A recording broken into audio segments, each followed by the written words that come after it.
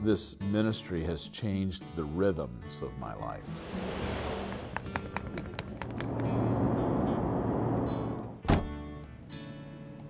In 0.1 miles, turn right on Chappie James Avenue. How was your trip?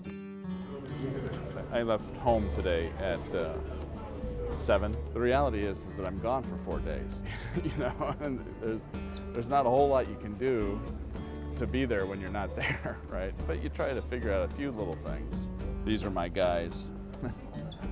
This is Jacob and Martin. The hope and the prayer is that if I can help these guys be better priests. Success are followers taking action towards a mutually shared vision. That they will help, you know, my family in the future. You know, that once you're at the airport, then the focus is starting to really think about the delivery. We have 32 priests that are supposed to be at this session.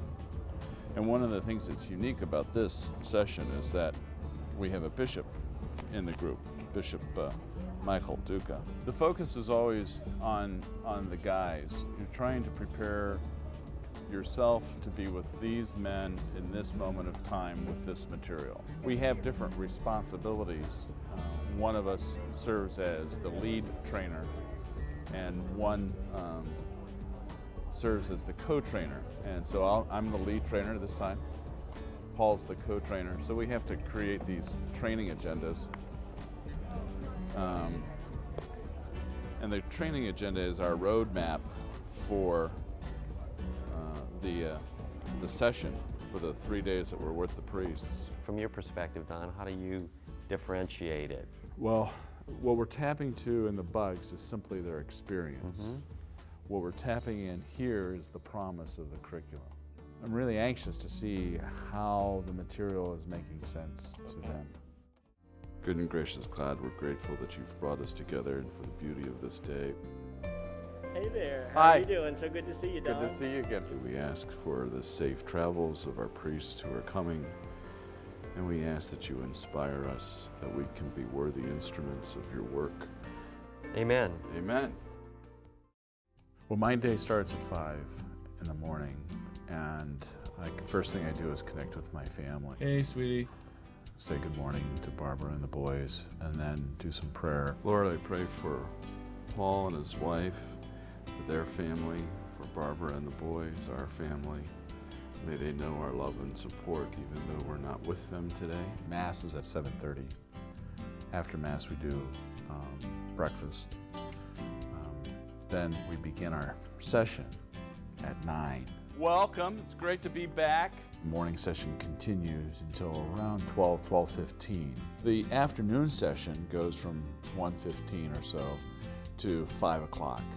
5 o'clock we end.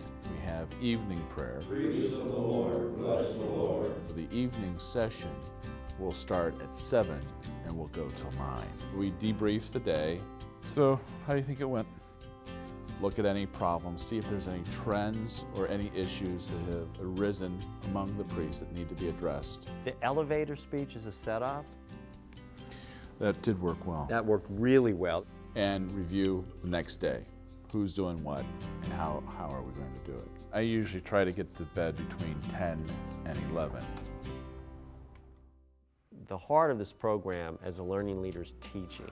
What's the best group in your parish? St. Vincent de Paul. Why? And so I think for me, Don brings his finest talents to the program, and he breaks open the curriculum in a way of a master teacher. You design a blueprint. I find that the presenters, especially someone like Don, Paul Bro, in fact, I could say every one of the ones we've had, there is a kind of relaxed confidence in them. They are deeply caring about each one of us, and they, I think, believe in what they're teaching. That makes it convincing. It also is a kind of, I think, in some ways, a kind of ministry to the priests on a very adult, very rewarding level.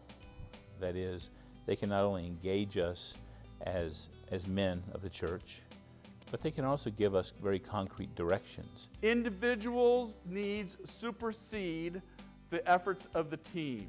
Pastors always respond to somebody who is already active in the church and is coming out of not only the theory, but from their own experience with priests and with other leaders in their parishes and with the concerns of the church today. The people who we have met who work for Good Leaders, Good Shepherds, and the Catholic Leadership Institute have been universally well-versed in what they do, well-organized, and bring us a lot of hope, I think, for the church.